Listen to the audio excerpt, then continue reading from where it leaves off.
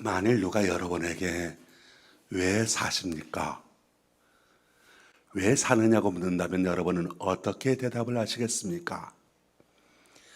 왜 사느냐는 그 질문에 나는 이것 때문에 산다, 그렇게 대답할 수 있는 이것이 여러분에게 있으십니까? 많은 사람들이 왜 살아? 묻는다면 태어났으니까 살지, 그렇게 답을 했다고 합니다. 그런데 그럼 당신은 왜 태어났어? 라고 물으면 여러분은 뭐라고 대답을 하시겠습니까? 왜 사느냐고 묻거든 이 질문에 대한 대답이 오늘 성경 말씀에 분명히 대답해 주고 있습니다. 오늘 말씀의 핵심 구절이 바로 에베소서 2장 4절로 5절 말씀입니다. 긍휼이 풍성하신 하나님이 우리를 사랑하신 그 큰 사랑을 인하여 허물로 죽은 우리를 그리스도와 함께 살리셨고 너희는 은혜로 구원을 받은 것이라. 이 말씀을 좀 더 요약해 보면 주어는 하나님이고 동사는 살리셨다, 하나님께서 살리셨다, 그리고 목적어는 허물로 죽은 우리를 말합니다. 하나님께서 허물로 죽은 우리를 살리셨다는 것입니다. 그러면 무엇 때문에 살리셨느냐? 우리를 사랑하기 때문에 살리셨다고, 그 큰 사랑으로 살리셨다고 오늘 말씀은 우리에게 말씀하고 있습니다. 살리신 동기가 무엇이냐? 왜 살리셨느냐? 우리를 사랑하신 그 큰 사랑이라고 말합니다. 큰 사랑이 무엇입니까? 독생자 예수 그리스도를 내 생명을 내어 주어 죽게 하시고 대신 우리 생명을 살리셨습니다. 하나님께서 우리를 살리시기만 하셨겠습니까? 아닙니다. 하나님께서는 우리를 이 세상에 태어나게 하셨습니다. 하나님께서는 우리로 하여금 이 땅에서 살게 하셨습니다. 하나님께서는 우리로 하여금 영원한 세상에서 다시 생명을 주어 살리실 것입니다. 왜 그럴까요? 무엇 때문에 그러실까요? 다른 이유가 없습니다. 하나님께서 저와 여러분, 지금 여기 있는 저와 여러분을 사랑하시기 때문이라고 성경은 말씀합니다. 하나님은 사랑이시라. 하나님은 사랑이시니 하나님께서 지으신 우리 인생도 사랑인 겁니다. 오늘 우리가 이 성경 말씀을 통하여 들어야 할 메시지가 무엇입니까? 첫 번째, 아무도 우리 가운데 그 누구도 미움받기 위하여 태어나지 않았다는 사실입니다. 하나님이 창조하신 그 어느 것이든 아무리 이름 없는 잡풀이라고 한다 할지라도 그 무엇이든지 존재하는 것에 의미가 없고 뜻이 없는 것은 없습니다. 우리가 존재하게 된 것, 우리가 태어나게 된 것, 무엇인지 뜻이 있고 의미가 있기 때문입니다. 하나님께서 그 큰 사랑으로 우리를 살리셨습니다. 하나님의 그 큰 사랑으로 우리로 하여금 이 땅에 태어나게 하셨습니다. 분명한 사실, 우리는 그 누구도 이 세상에 미움받기 위하여 태어난 사람은 아무도 없다는 사실입니다. 그런데 우리는 오늘날 너무도 많은 증오와 미움의 물결 가운데 살아가고 있습니다. 분명한 사실, 누구도 무시당하기 위하여 태어나지 않았는데, 누구도 따돌림 당하려고 태어난 사람 아무도 없는데, 누구에게 서름당하거나 누구에게 왕따 당하려고 태어난 사람 아무도 없는데, 지금 이 땅은 너무도 많은 증오와 미움 가운데 살아가고 있다는 것입니다. 언젠가 좋은 생각이라고 하는 월간지에서 사람들이 가장 듣기 싫어하는 말이 무엇인가에 대한 글이 나온 적이 있는데, 사람들이 가장 듣기 싫어하는 이유가 무엇이냐? 너 같은 걸 낳으라고 네 애미가 미역국 먹었나? 그 말이었다고 합니다. 사랑받기에도 한없이 짧고 부족한 인생인데 어떻게 미움을 받기 위한 한 인생이 존재할 수가 있겠습니까? 무시를 받고 미움을 받을 때, 따돌림을 받고 왕따를 당하게 될 때 인간은 불행감을 느끼게 됩니다. 그러다가 신경쇠약에 걸리게 되고 자기의 생을 스스로 마감하기도 하지요. 불행하기 위하여 이 세상에 태어난 사람 누가 있겠습니까? 하나님은 사랑이시라. 사랑하신 하나님께서 미움받게 하려고 이 땅에 보낸 인생은 아무도 없다는 겁니다. 그래서 또한 두 번째로, 우리 가운데 그 누구도 미워하기 위하여 태어난 사람 없습니다. 그 큰 사랑으로 살리신 하나님께서 그 존재케 하신 사람을 미워하라고 존재하게 하셨겠습니까? 만물에 존재하는 생명은 사랑이지 미움이 아닙니다.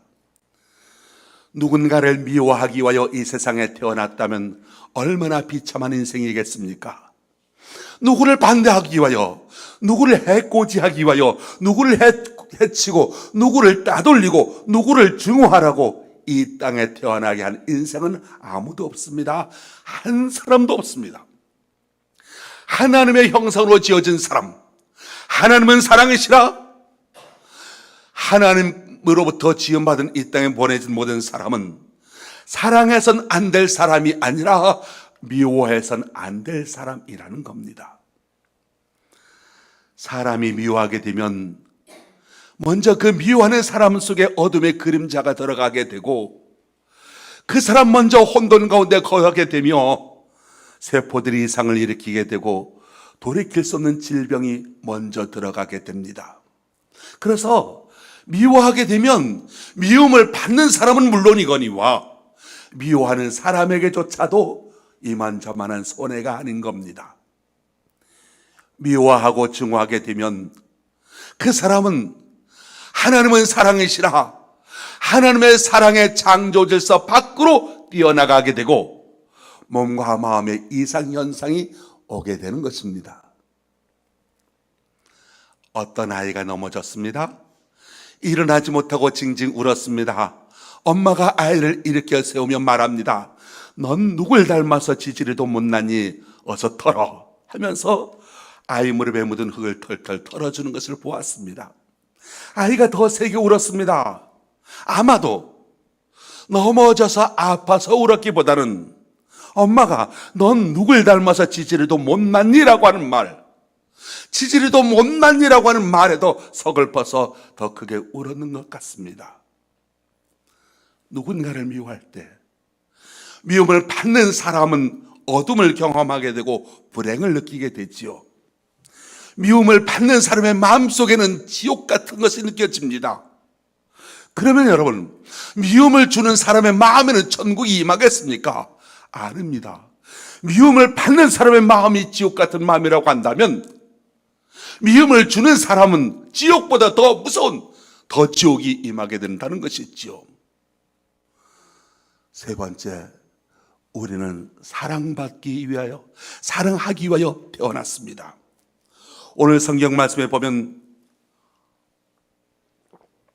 사랑의 하나님께서 그 풍성하신 사랑으로 우리를 살리셨다고 말씀합니다. 무엇을 살리셨습니까? 생명을 살리셨다고 말합니다. 생명을 살리신 이유가 무엇입니까? 사랑이기 때문이라고 말합니다. 그러니까 다시 말해서 생명은 사랑인 겁니다. 생명이 존재하는 이유는 무엇이냐? 사랑이기 때문입니다. 우리가 성경을 읽으면 성경에 여러 가지 동사가 나옵니다만 그 동사들을 크게 분류해보면 하라 그리고 하지 말라 두 동사로 나눌 수가 있습니다. 하지 말라는 동사에는 많은 말들이 있습니다. 살인하지 말라, 감람하지 말라, 도둑질하지 말라, 하지 말라는 것들은 많이 있습니다. 그리고 하라에도 많은 동사들이 있습니다. 내 부모를 공경하라, 내 이웃을 내 몸과 같이 사랑하라, 하나님을 사랑하라, 형제를 사랑하고 원수를 사랑하라. 그러면 여러분, 이 모든 하라의 동사의 내용의 핵심은 어디에서 나옵니까? 바로 사랑하라는 데서 나옵니다. 하나님께서 생명을 이 땅에 존재하게 하신 이유 바로 사랑이기 때문이라는 것이죠. 그렇습니다. 우리가 이 땅에 태어난 이유가 무엇입니까? 사랑하기 위하여 태어났습니다. 예수님은 그것을 우리에게 삶으로 본을 보여주셨습니다. 예수님의 말씀에서 우리 인생의 뜻을 찾자면 간단합니다. 우리는 사랑하기 위한 존재가 되었고 사랑하기 위하여 바로 여기 지금 있게 되는 것이지요. 사람은 사랑하게 될 때 비로소 사람이 됩니다. 사람이 사랑하지 않을 때는 짐승 같아지는 겁니다. 사람이 사랑하지 않게 되면 사람 사는 세상은 그야말로 동물 농장이 됩니다. 사람이 사랑할 때 가장 행복하고 사람이 사랑할 때 삶의 목적을 이루게 되는 것이죠. 네 번째, 우리는 사랑받기 위하여 태어났습니다. 핸드폰으로 전화를 하면 음악이 여러 가지 음악이 흘러나옵니다만 가장 많이 들을 수 있는 컬러링은 아마도 당신은 사랑받기 위해 태어난 사람일 겁니다. 당신은 사랑받기 위해 태어난 사람 한번 들어보겠습니다.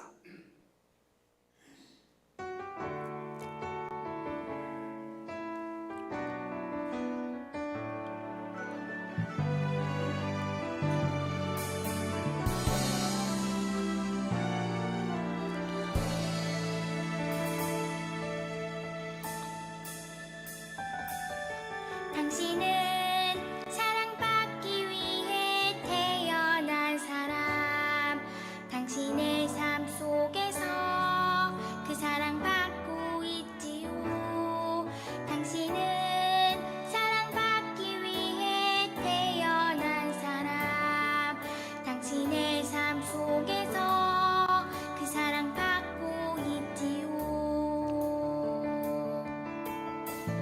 태초부터 시작된 하나님의 사랑은 우리의 만남을 통해 열매를 맺고 당신이 이 세상에 존재함으로 인해 우리에게 얼마나 큰 기쁨이 되는지. 당신은 사랑받기 위해 태어난 사람. 지금도 그 사랑 받고 있지요. 당신은 사랑받기 위해 태어난 사람. 지금도 그 사랑 받고 있지요. 당신은 사랑받기 위해 태어난 사람. 당신의 삶 속에서 그 사랑받고 있지요. 당신은 사랑받기 위해 태어난 사람. 당신의 삶 속에서 그 사랑받고 있지요.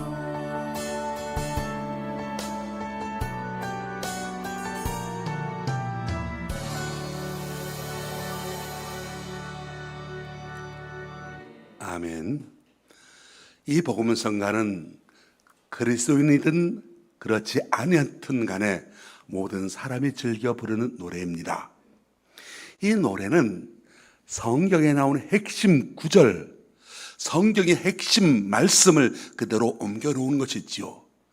당신은 사랑받기 위하여 태어난 사람입니다. 자, 옆 사람과 한번 인사해 보겠습니다. 당신은 사랑받기 위해 태어난 사람입니다.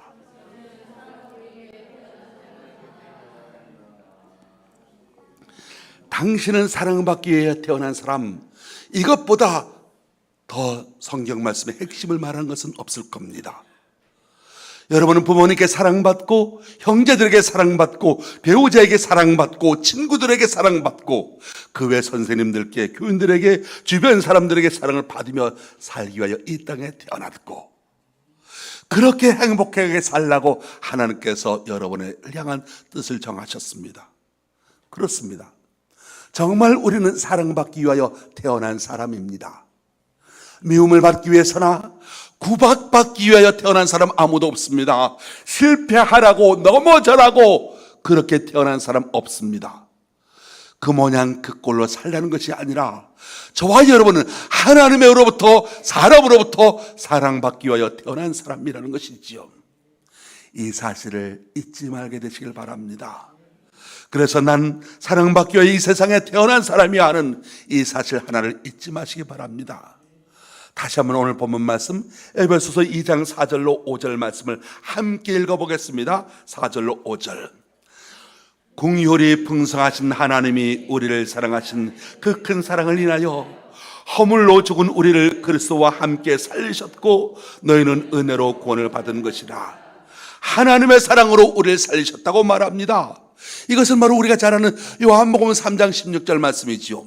하나님이 세상을 이처럼 사랑하사 독생자를 주셨으니 성경이 분명하게 증거하는 사상은 하나님께서 이 세상을 우리를 사랑하신다는 것입니다. 하나님께서 여러분을 사랑하십니다. 믿으시면 아멘. 어떻게 사랑하십니까? 이처럼 구체적으로 무엇을 말합니까? 독생자를 주셨다고, 하나님은 외아들을 주시기까지, 그렇게 내어주시기까지 우리를 사랑하셨고 그리스도를 통해서 허물로 죽은 우리를 살리셨다 말씀하고 있습니다. 어느 농장에 병아리 한 마리가 있었습니다. 그 병아리가 시름시름 앓다가 굽기야 죽어갑니다. 수의사가 진단을 하더니 암탉을 한 마리씩 잘 고아서 먹이면 낫는다고 했습니다. 주인이 수의사에게 말합니다. 정신 나갔소. 병아리를 살리려고 암탉을 죽이는 사람이 어디 있단 말이요? 화를 냅니다. 만약에 수의사가 송아지를 잡아먹여야 된다고 한다면 그 말을 따를 농장주가 있겠습니까?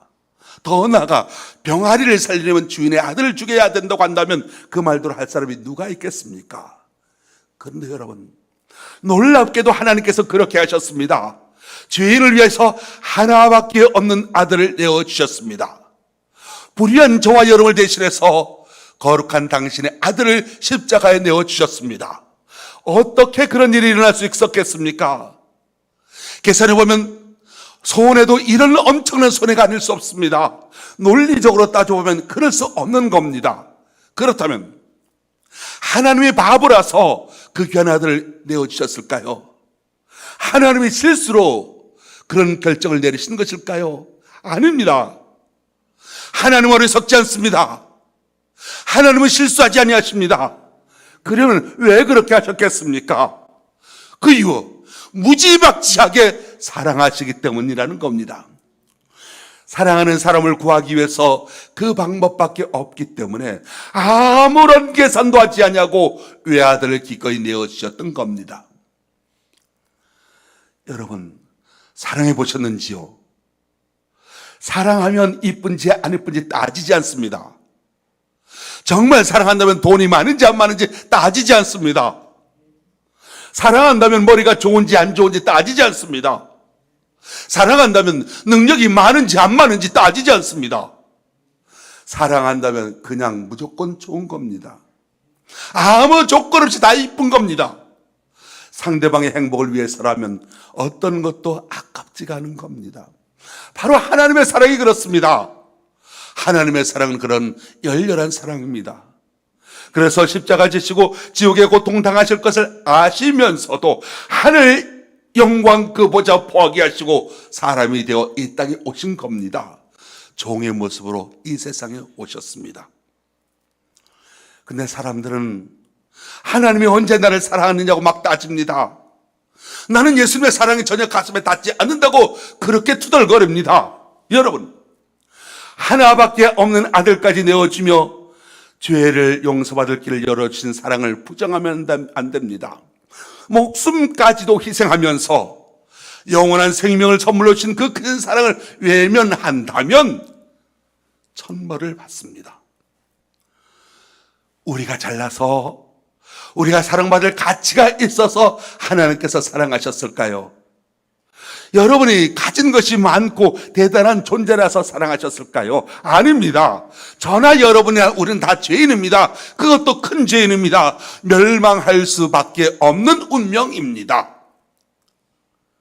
하나님을 배신했습니다. 하나님께서 주신 모든 것을 누리고 살면서도 하나님의 은혜를 모릅니다. 감사할 줄을 모릅니다. 하나님을 사랑하지 않습니다.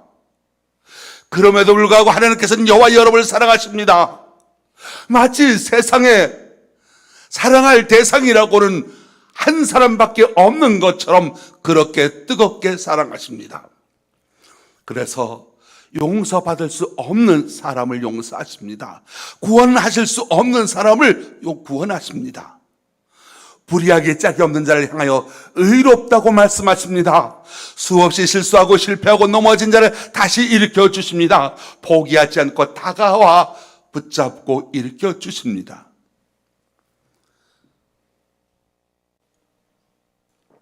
하나님이 지불하신 값은 아주 비싼 겁니다. 외아들과 맞바꾼 겁니다. 우리는 값없이 거저 죄사함을 받고 구원을 선물로 받았지만 하나님은 우리에게서 영생을 주시고자 아주 비싼 값을 지불하셨습니다. 어떤 수도원에 있는 주방장의 어린 아들이 날마다 예수님을 만난다는 소문이 났습니다.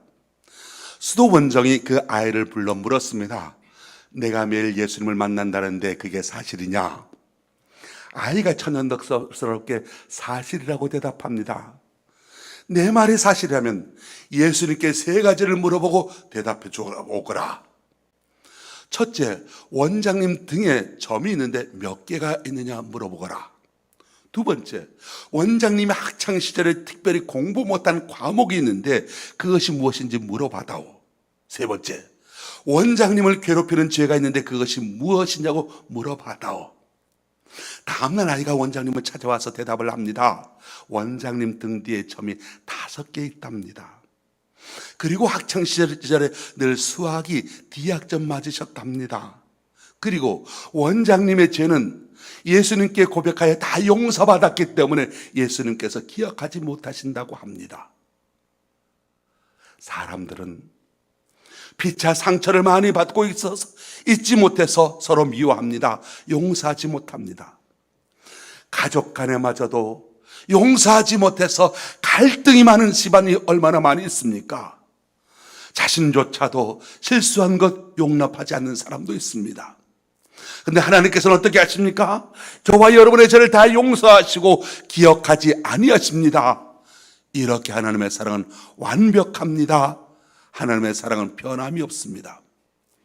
우리가 시원찮은 반응을 보임에도 불구하고 하나님은 포기치 아니하시고 끝까지 사랑하십니다. 하나님의 사랑의 결과로 우리는 죄 사함 받고 멸망치 않게 되었던 겁니다. 그러면 우리가 그 하나님의 깊은 사랑에 들어가려면 어떻게 해야 되겠습니까? 믿어야 할지니라 말씀합니다. 저를 믿는 자마다 그를 믿는 자마다 말씀합니다.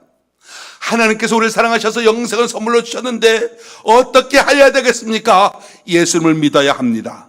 그러면 예수님을 믿는다는 건 어떻게 하는 걸 말합니까? 믿는다는 건 무엇을 말합니까? 마음을 열어서 예수님을 받아들여야 합니다. 예수님을 마음속에 영접해야 합니다. 히브리서 12장 2절 믿음의 주요 온전케 하신 이인 예수를 바라보자. 믿음이 뭐냐? 예수를 바라보는 것이라고 말씀합니다. 믿는다는 건 뭐냐? 십자가 예수님을 바라보는 것입니다. 누구든지 예수님을 믿음의 눈으로 바라보면 삽니다. 예수님을 바라보면 여러분을 파멸로 이끄는 독은 다 빠져나가게 될 것입니다. 예수님을 바라보면 여러분의 죄악의 독은 다 빠져나갈 것입니다.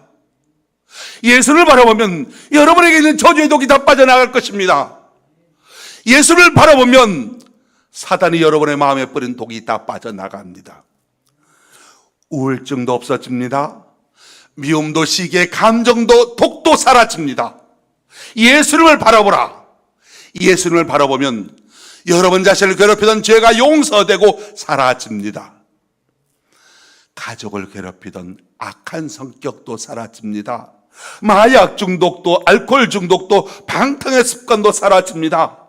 하나님 앞에 마땅한 심판 받아야 할 우리의 모든 죄가 다 지워지게 됩니다. 예수님을 바라보십시오. 예배를 드리면서 예수님을 바라보십시오. 예수님 만나기를 사모하십시오. 예수님께서 여러분을 만나 주실 것입니다.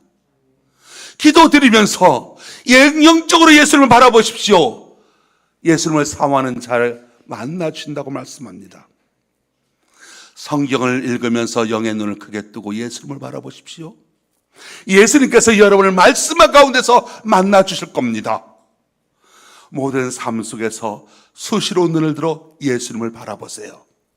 예수님께서 영으로 만나 주시고 말씀해 주시고 위로해 주시고 치료해 주시고 기쁨과 평안을 주시고 새롭게 하여 주실 것입니다. 성경은 믿음의 주요 온전케 하신 이인 예수를 바라보자. 하나님의 사랑을 받은 자로서, 사랑받기 위해 태어난 사람으로서 믿음의 주요 온전케 하신 예수를 바라보며 살라 말씀하십니다. 아무리 바쁘지만 예배 시간마다 내가 살려면 예수님을 바라봐야 한다고 스스로에게 다 이러면서 주님 만나러 빠짐없이 예배 참석하십시오. 매주일 빠지지 말고 예배 참석하여 예수님을 바라보십시오. 주일날 한 번만 예배 드리는 사람 당연하게 여기지 말고 수요일에도 공예배 참석하시는 분들 새벽 기도에도 참석해서 간절히 기도하며 기도 속에 인자하시는 예수님을 바라보십시오. 예수님을 잘 믿는다는 건 늘 예수님을 바라보며 사는 것을 말합니다. 예수님 잘못 믿으면 그 예수님 잘 못 믿는다는 건 예수님을 바라보지 않고 세상을 바라보며 사는 것을 말합니다. 자기를 바라보며 삽니다. 사람만 바라보며 삽니다. 오늘날 사람들의 믿음이 식어져가는 이유가 어디 있겠습니까? 많은 사람들의 믿음이 식어져가는 이유 다른 데 있지 않습니다. 예수님을 거의 보지 않고 다른 것을 바라보기 때문입니다. 세상과 버타여 사는 데 시간 보내고 있기 때문에 예수님을 보지 못합니다. 세상과 버타는 것은 하나님과 원수가 되는 것이라고 성경은 말합니다. 세상과 버타며 살아가는 목적이 분명합니다. 무엇이겠습니까? 세상 것이 여과 없이 우리 안에 들어오게 되면 믿음이 식어지게 되고 종국에는 믿음이 파손되기도 합니다. 물론 우리가 세상 속에서 같이 어울리지 않을 수는 없습니다. 그런데 우리가 세상에 영향받는 사람이 아니라 세상에 선한 영향을 주는 사람이 되기 위해서 어떻게 해야 되겠습니까? 한 가지 방법밖에 없습니다. 날마다 예수님 바라보고 내 믿음을 충만케 해서 확신 속에서 세상을 변화시키며 영향을 끼치며 살아가야 합니다. 영향을 끼치지 못하는 사람이 되면 영향을 받는 사람이 되고 맙니다. 세상으로부터 영향받게 되면 죄를 따라 짓게 되지요. 저들을 따라 육신의 사람이 되는 겁니다. 저들을 따라 썩어질 것에서 만족을 얻고 이 세상에서 잠깐의 만족을 위해서 영원한 것을 팔아버리는 에서와 같은 사람이 되고 마는 겁니다. 여러분은 예수님을 믿는 사람입니까? 예수님을 잘 믿는 분들이십니까? 십자가에 달리신 예수님이 보이십니까? 여러분을 진실되게 사랑하신 하나님이 보이십니까? 혹 세상을 바라보느라 눈이 어두워서 예수님을 보려 해도 보이지 않는 분이 있으십니까? 그렇다면 오늘부터라도 예배의 마음을 쏟으십시오. 기도하며 주님을 바라보십시오. 날마다 조용히 성경을 펴고 말씀하시는 성령님의 음성에 귀를 기울이십시오. 눈이 열릴 것입니다. 세상과 나는 간 곳 없고 구속한 주만 보이기 시작할 것입니다. 사랑하는 성도 여러분, 여러분은 사랑받기 위하여 태어난 사람입니다. 이 땅에서 하나님의 자녀로 살며 충분한 하나님의 사랑을 받으며 살아가게 되시기 바랍니다. 날마다 하나님을 바라보십시오. 날마다 하나님을 배우며 하나님의 큰 사랑을 받아 누림으로 행복하게 살아가게 되시기 바랍니다. 하나님께 받은 사랑을 가지고 다른 사람을 부지런히 사랑하며 행복을 확산시키는 믿음의 사람 되어 가십시오. 저와 여러분은 이 땅에 사랑하기 위하여 태어났고 저와 여러분은 이 땅에서 사랑받기 위하여 태어났습니다. 은총과 성령의 사랑의 하나님께서 성도 여러분을 이전보다 더욱 사랑해 주시기를, 더욱 뜨겁게 사랑해 주시기를 주님의 이름으로 축원합니다. 기도하겠습니다. 하나님 아버지, 오늘 말씀을 통하여 귀한 가르침을 주시니 감사합니다. 저희를 사랑하시기 때문에 그 크신 사랑으로 다시 살려주심에 감사드리며 사랑으로 저의 생을 존재하게 하시는 것에 감사합니다. 오늘 우리들이 살아가는 삶의 현장들마다 사랑하고 사랑을 받음으로 채워가는 지혜로운 자녀들이 되게 하여 주옵소서.